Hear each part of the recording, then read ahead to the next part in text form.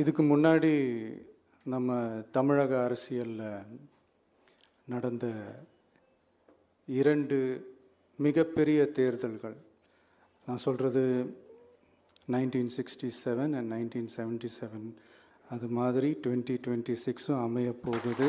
இந்த 2 மாபெரும் தேர்தல்களில்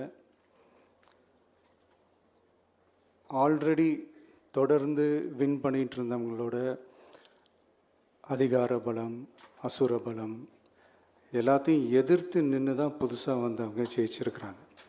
அப்பாவா சவசன செத்தவங்க கையில வெத்தலா கொடுத்த மாதிரி சத்தமா சொல்லப்பா. என்ன சொல்ல வராய்ப்பா? எங்க ஊர்ல என்ன கேளுங்க, என் தம்பி எல்லாம் இருக்காங்க. எங்க ஊர்ல அப்படி பேசுறேன், எந்திரிச்சு போயிருவான். வேற சாப்பிட்டு வந்தியாப்பா? சத்தமா பேசப்பா, உறக்க பேசியா, ஓங்கி பேசும்பா. இல்லைன்னா ஐயா தென்கட்சி சாமி என்ன இருக்குல்ல, இன்றைக்கு நல்லா இருக்கீங்களா வைத்தியறீங்க. அப்ப விடுதலை போராட்டம் பகத்சிங் இன்குலாம் ஜிந்தாபாத்,